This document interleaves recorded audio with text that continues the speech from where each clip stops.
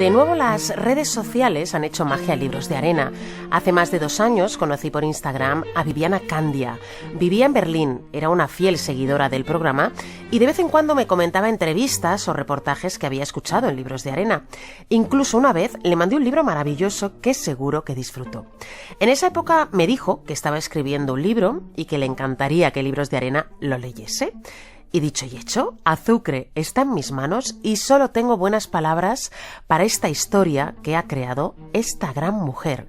¿Queréis saber de qué trata? Pues atentos, abrimos y leemos Azucre, de Viviana Candia. ¿Cómo te llamas, rapaz? Orestes Veiga. El hombre moja la punta del lápiz grueso con la lengua sucia y hace una marca al lado de uno de los nombres de la lista.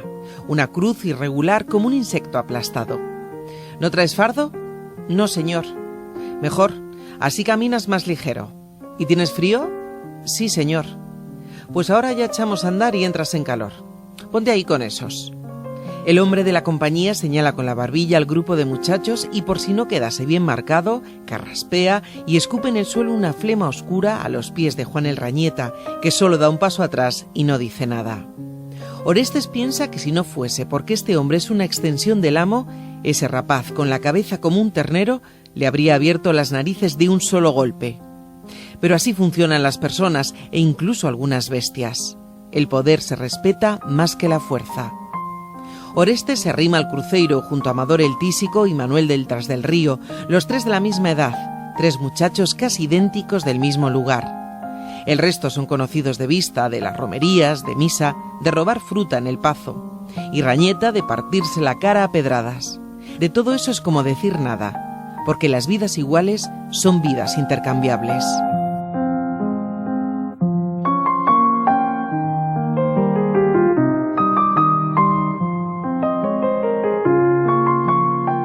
Viviana Candia, escritora.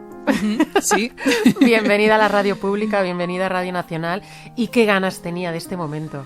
Pues igualmente, muchísimas gracias por haberme invitado. Estoy muy agradecida. Estoy muy contenta de desvirtualizarnos finalmente. Totalmente. Y además que sea por mi primera novela, Ya, que ya estoy emocionada. Estás muy contenta. Bueno, es que hay que explicar a nuestros oyentes que, bueno, una de las maravillas que tiene esto de las redes sociales es que conoces a gente estupenda, conoces a gente increíble, y es lo que nos pasó a nosotras, Sí. a Viviana y a mí. En 2019, fíjate, Sí. ya nos escribíamos por Instagram hablando de libros, Sí. de este me gusta, este no me gusta, ¿te acuerdas?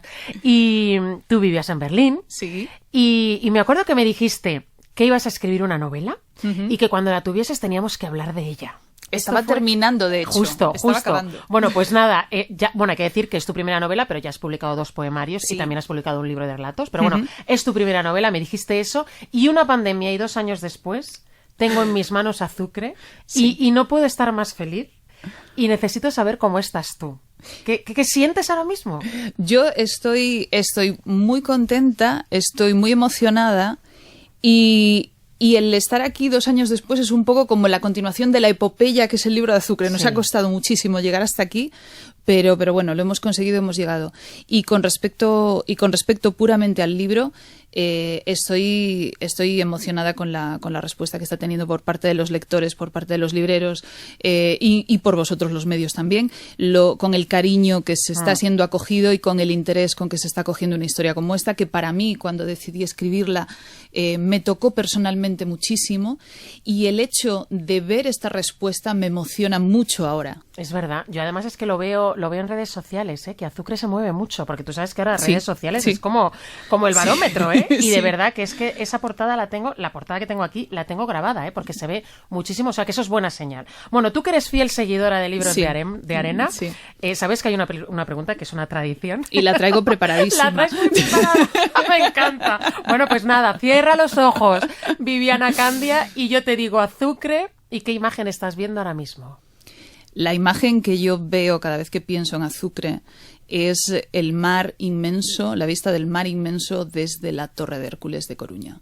Esa especie de abismo que se abre cuando tú sales al mar, que incluso hoy en día resulta amenazador, pero que evidentemente en aquel momento tenía que ser adentrarse totalmente en lo desconocido, con toda la amenaza que había en aquel momento, pues de tempestades, de grandes peces, de otros barcos que podían atacar, y además de adentrarse en un futuro que no sabías que te iba a traer.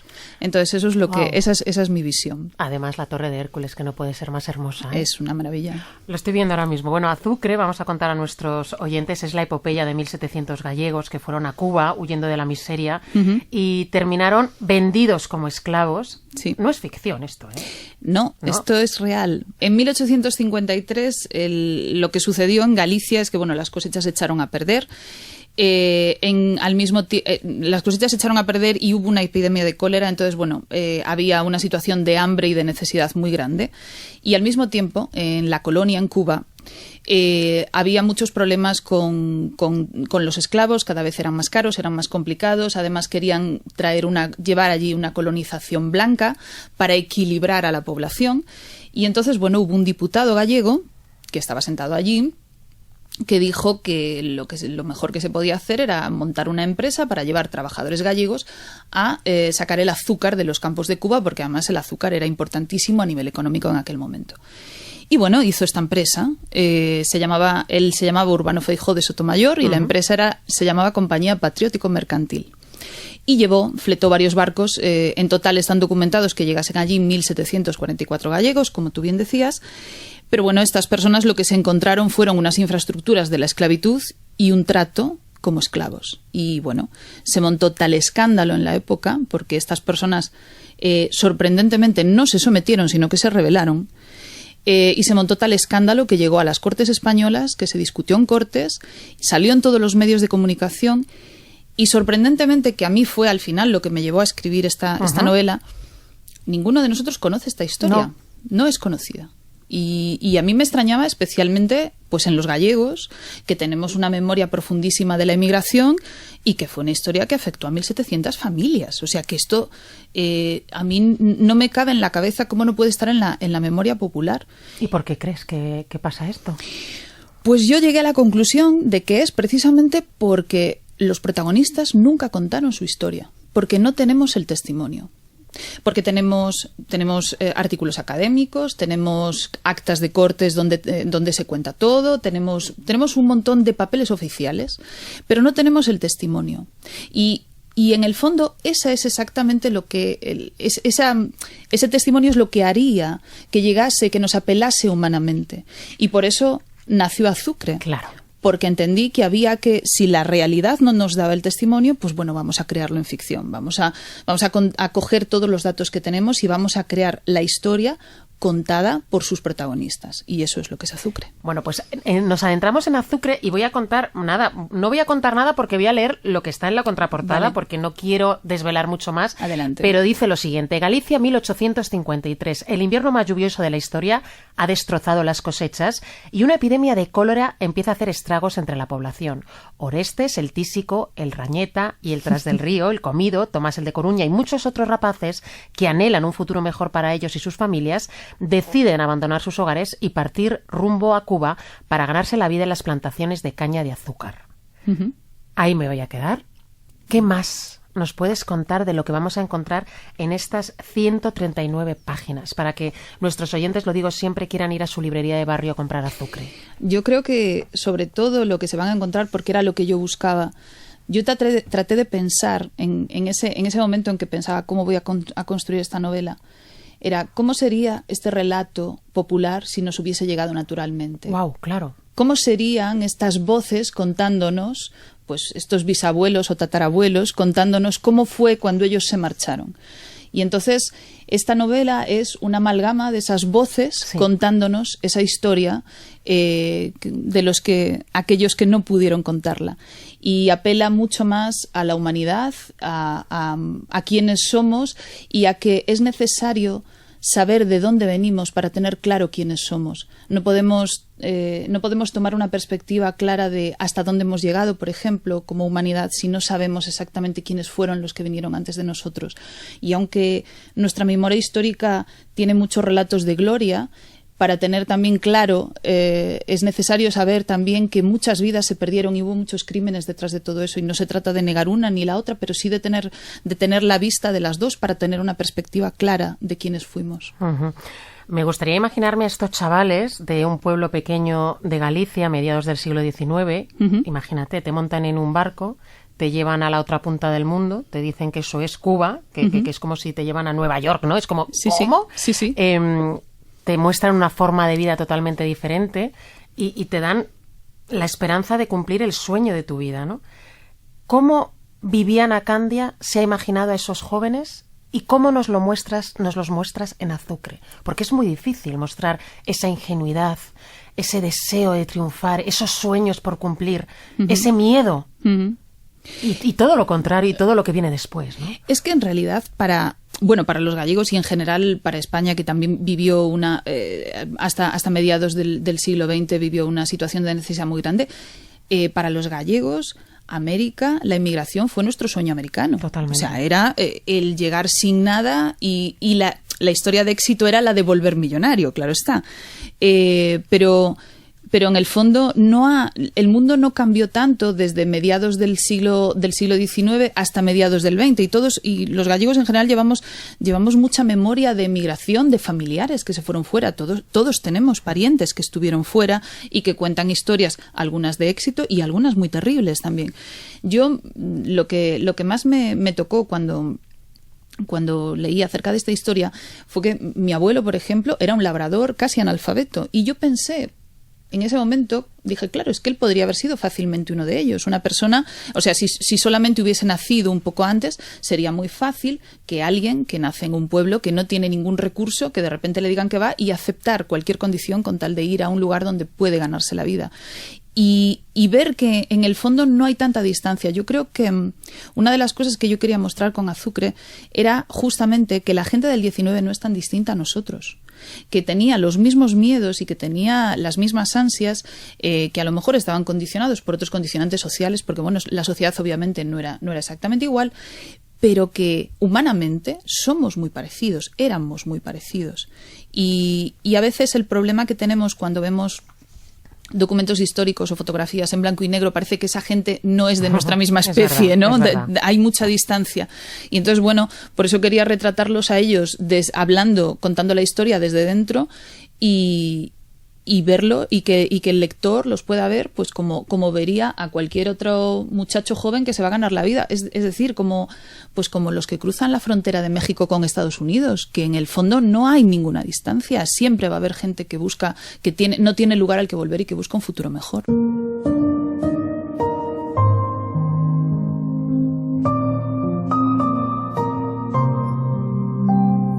Prepárense para trabajar, porque aquí en la seca se trabaja sin descanso. La caña no espera por nadie. Si no la recogemos, se pudre. Podrán descansar unos días para recuperar fuerzas después del viaje. Pero aquí todos los brazos son pocos y piensen que mientras no trabajen, no cobran. El mayoral habla desde lo alto del caballo como un general. Las botas le brillan, seguramente porque hay un encargado de escupir en ellas y sacarles brillo cada día, centímetro a centímetro, gotas de saliva y un cepillo. ¿Qué es la seca, señor? La seca es la época sin tormentas que durará hasta el mes de mayo. Hay que cortar la caña rápido y dejarla lista para que la lluvia la haga crecer otra vez. También tendrán que sembrar caña nueva antes de que lleguen las lluvias, pero todo eso se lo explicará Jeremías. Durante la seca aquí no descansa nadie. Se duermen 4 horas y se va al campo. La caña no espera, y para eso han venido aquí ustedes.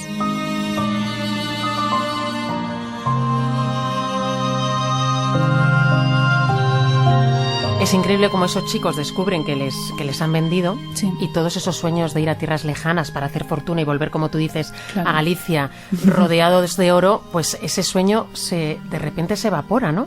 Me imagino que también quizás sea eso uno de los motivos por los que hay tanto silencio a lo largo de esta historia. Quizás el silencio de esas voces, de esas personas, se ha ido... no digo heredando de generación en generación, pero quizás ha sido algo que no se ha querido contar, porque claro, era volver demostrando que habían fracasado. Por supuesto, es que hay un tabú muy grande con respecto a aquellos que no conseguían hacer fortuna. Claro. Y a ver, y al final los que conseguían hacer fortuna eran a lo mejor un 1%, o sea, eran muy pocos, pero era una gran vergüenza volver pobre. Y de hecho eso está también retratado en la literatura, lo ha contado Castelao, lo ha contado Neira Vilas, se ha contado cómo volver a la aldea y no haber hecho fortuna era una vergüenza para ti y para los tuyos. Para la familia. Y para los tuyos. Por tanto, es normal. A ver, yo me da mucha rabia que esta historia no haya pasado, digamos, a la memoria popular, pero entiendo que no pasase porque era una vergüenza. Porque además también me puedo imaginar que en aquellos años escribirle, imagínate, una carta a tu padre desde Cuba o pedir que alguien la escriba y poder enviarla y decirle, pues es que hemos venido a trabajar y nos hemos rebelado y nos han detenido. Claro, no es lo mismo que decirlo hoy en día que decirlo en el 19 a un padre a lo mejor pues que no tenía que comer. Claro, las relaciones además eran distintas, las jerarquías familiares eran diferentes. O sea, era todo muchísimo más difícil. Uh-huh. Es increíble porque se marchaban a Cuba un poco para vengarse del trato que habían recibido en su país, ¿no? De esa pobreza que les rodeaba. Y ahora esa venganza se hacía todavía más fuerte con el trato que les estaban dando en Cuba, ¿no? Qué duro es ser pobre, Viviana. Es terrible. Es terrible. Y qué indefensos, y qué vulnerables, y qué difícil es todo, ¿verdad? Es que no hay escapatoria. Además. No hay. ¿Te das es la cuenta? sensación que me da cuando leía Azucre. Sí. Sí, es que no hay escapatoria y además hay una frase que sale en la novela, creo que es que siempre hay alguien dispuesto a reírse de los pobres. Sí. Sí, y es un poco verdad, o sea, es un poco verdad no solamente porque siempre hay alguien que los va a querer explotar, siempre. Pero por otra parte, además hay una cierta crueldad gratuita con el que no se puede defender o con el que no tiene escapatoria, con el que sabes que no puede irse. Y yo creo que eso también está retratado en Azucre. Y bueno, y hay mucha literatura también al respecto en las zonas más pobres de nuestro país. Desgraciadamente hay literatura donde cuenta justamente ese tipo de historias. Y yo creo que es muy educativo también que lo tengamos claro, que venimos desde que estamos muy contentos ahora en la situación en la que estamos y aún así nos quejamos y hacemos bien, no quiere decir que haya que aceptar, pero hay que tener claro que las generaciones que nos precedieron, muchos de ellos lo pasaron realmente muy mal, muy, muy mal. Bueno, estamos con Viviana Candia hablando de Azucre. Yo he sufrido mucho por ellos. Cuando leí Azucre, de verdad, me he desesperado por cada cosa que les pasaba. Me he enfadado incluso, Viviana. No sé, yo supongo que al final lo que tú buscabas era que el lector empatizase, ¿no? Con ellos, que incluso hasta nosotros pudiésemos sentir ese dolor. Sí. Era lo que querías. Era, ¿no? Lo que quería. Pues lo has conseguido, ¿eh? No, era eso lo que quería, porque a ver, justamente el problema que teníamos con esta historia era que todos los datos ya estaban en los documentos oficiales y eso no conseguía este efecto. Y entonces, al final, esto fue como un rompecabezas narrativo, ¿no? Vale, ¿qué tenemos que hacer? Tenemos que contar la parte humana y tenemos que conseguir apelar a la empatía del lector. Uh-huh. Y bueno, yo también los quiero mucho a todos los personajes, y yo también en cierto modo me he desesperado mucho viendo esas escenas, y claro, evidentemente yo lo que buscaba era que los demás, que las personas que lo leyesen sintiesen exactamente la misma empatía, porque es la manera de, pues justamente de que esta historia se quede dentro de nosotros y se quede, porque yo quería que si no estos personajes, por lo menos que la historia perdurase en la memoria popular, que se sepa que esto sucedió.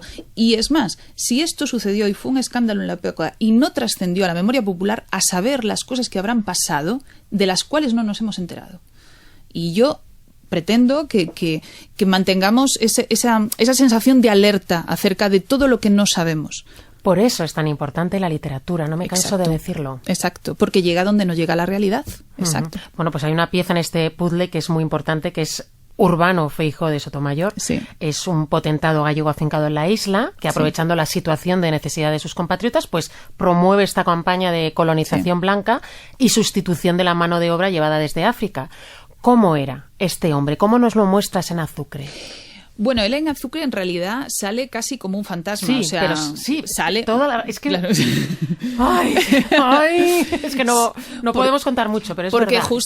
Porque justamente yo no quería que nadie les quitase el protagonismo a ellos, ni les quitase la voz a ellos. Pero vamos a ver, él en realidad es una figura pues fácilmente reconocible. Él es un empresario sin escrúpulos y es un hombre que además por su condición de diputado tiene acceso por un lado a información privilegiada acerca de la colonia, que es la que le hace decir, bueno, aquí hay un problema, vamos a organizar esta empresa, y por otra parte una situación de privilegio porque le dan la exclusiva para llevar trabajadores a la isla, y teóricamente cuando firman la exclusiva él iba a tener 15 años de poder llevar a personas a trabajar a la isla sin competencia ninguna. O sea, eso, y además cobró una subvención de la Junta de Fomento de Cuba. O sea, es fácilmente reconocible este tipo de figura incluso hoy en día. O sea, podemos trazar paralelismos. Y bueno, esta fue una persona que, aparte de aprovecharse y no tener ningún escrúpulo, después, cuando llegó el momento de que se presentó una denuncia, que por cierto, y hay que decir en justicia también, que la persona que pidió una comisión de investigación para cómo habían sido los contratos de estas personas fue otro diputado gallego, que fue Ramón de la Sagra, y bueno, presentó esto en Cortes con una denuncia, junto a una denuncia de un abogado de parte de las familias, y presentaban como prueba una serie de cartas que ellos habían mandado desde Cuba contando la situación de desesperación que estaban pasando, que los estaban tratando igual que a los esclavos. Y la empresa finalmente se disolvió. Y él, como tenía inmunidad, no le pasó absolutamente nada, ni siquiera perdió su dinero, ni perdió su patrimonio, ni perdió nada. Es ese tipo de cliché, de personaje que podemos encontrarnos hoy en día perfectamente, de personas, pues bueno, de un entorno privilegiado, porque él venía de una familia hidalga, y que, bueno, que hacen un poco, pues que hacen lo que quieren y que además se salen con la suya. De nuevo los pobres y los ricos, ¿verdad? De nuevo, otra vez, esa es la eterna lucha. Yo creo que si tuviese que destacar algo de Urbano Feijóo es la crueldad. O sea, cómo esa crueldad es capaz de desarrollar el ser humano ante la codicia. Esa crueldad te hace ser lo peor. Es que de hecho, es más, mira, cuando todavía el escándalo no ha llegado a España, el capitán general de la isla, viendo las insurrecciones que está habiendo en las haciendas, porque claro, los hacendados empiezan a protestar y dicen, bueno, estos trabajadores no quieren trabajar, bueno, y el capitán general lanza una orden y dice que hagan el favor, y le pide a Urbano Feijóo, ¿sí?, al presidente de la empresa, que haga el favor y que meta mano en esto y que hable o bien con los hacendados o bien con los trabajadores, pero que aquí hay un problema y que esto no pueden estar levantándose los trabajadores cada 2 por 3. Y esa es, entre otras cosas, una de las pruebas de que él era perfectamente conocedor de lo que estaba pasando. Es más, él en su momento dice que el problema es que los trabajadores son vagos y no quieren trabajar. Él fue conocedor desde el inicio de lo que pasaba y no le importó absolutamente nada. La codicia, ¿no? Totalmente. Hasta el final. Además, hasta el final, lo negó hasta el final, porque está en las actas de Cortes, además. O sea, él lo negó hasta el final. Bueno, hoy hacemos justicia, un poco tarde. Un poco tarde, sí, pero bueno, pero es un poco justicia poética y yo creo que, y memoria histórica, y a mí me hace sentir una cierta satisfacción. A mí también. Gracias por ello, ¿eh? Muchas gracias a ti. Me ha gustado mucho cómo has optado por esta narración fragmentaria, en la que se alternan las voces. Como tú decías antes, no te interesaba tanto el Feijóo, sí, te interesaba muchísimo más las voces de estos jóvenes, ¿no? De Orestes, de José el Comido, de Juan Rañeta.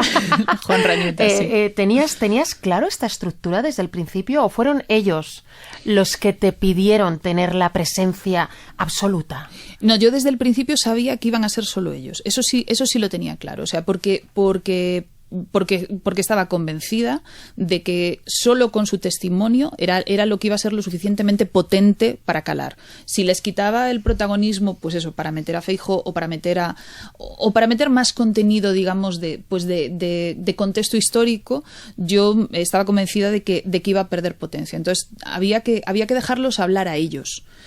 Y justamente como una entiende que en aquella época pues no habría, digamos, el recurso retórico que tendríamos nosotros, pues vamos a dejarlos que vayan hablando y que se vayan incluso contradiciendo a veces unos a otros y que se vayan contando la historia. Y además a mí, en cierto modo, cuando pensaba en cómo sería esta travesía, a mí también me venía en cierto modo en forma de flashes. Entonces, pues claro, pues Qué seguramente bueno, habría una sí. tormenta y seguramente, bueno, pues uno vendría y a lo mejor pues había perdido a un familiar y entonces estaría afectado y otro a lo mejor pues tendrían una cierta enemistad. Ese tipo de pequeños detalles, pero que al final son los que dan la parte humana a la historia. Voy a leer un fragmento. Vale. Por las noches, el sonido de los tambores recorre el Valle de los Ingenios, rebota en los troncos de los árboles, en las piedras, en la superficie del agua del río, y llena de sonidos la noche vacía.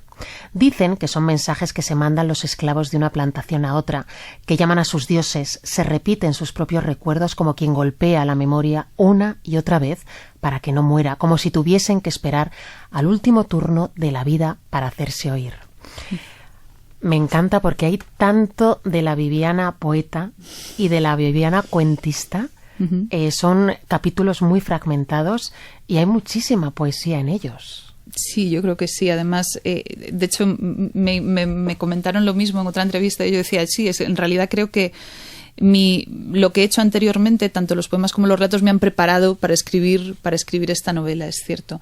Y además, porque cuando pensaba en cómo sería una especie de epopeya galaica contada en el 19, también creo que tenía que tener mucho contenido poético, porque nuestra herencia es Rosalía de Castro, y tenemos una carga poética enorme en toda la literatura gallega. Entonces, bueno, yo creo que en el fondo un poco viene de serie y un poco también estaba por intención. Bueno, pues yo creo que tú también estás tocando el tambor, ¿eh? Te está llegando a los esclavos, ¿no? Sí. Bueno, es que aquí jugamos con que, bueno, Galicia tiene una mitología enorme. Sí. Pero es que Cuba tiene unas historias. Es que vaya dos. Tiene unas historias magníficas. O sea, ahí yo toco un poquito de la historia mística, mitológica, sincrética de Cuba, pero es que, bueno, ahí abres una puerta que es un universo bellísimo. Viviana, terminamos. ¿Con qué te gustaría que se quedasen los lectores? Esta pregunta la hago siempre. Cuando leen la última palabra, que no la voy a decir, la última frase de este libro, cuando cierran el libro y cuando se quedan, que te habrá pasado un montón de veces, cuando se quedan pensando en lo que hay dentro. Pues me gustaría que se quedasen con dos cosas. Me gustaría que hubiesen querido a los personajes tanto como yo los quiero, y me gustaría que les haga reflexionar en que quienes somos dependen mucho de quienes vinieron antes que nosotros. ¡Qué gran verdad! Pues nos vamos a quedar con esa reflexión. Viviana Candia y Azucre, publicado por Pepitas de Calabaza. Qué edición, por cierto, más hermosa. Sí. Y qué suerte tienes de estar con ellos. Muchísima. Gracias. No te vayas nunca. Yo solo te digo eso, ¿eh? No te vayas nunca, que es una delicia leerte, de verdad. Muchísimas gracias a vosotros por invitarme. Gracias.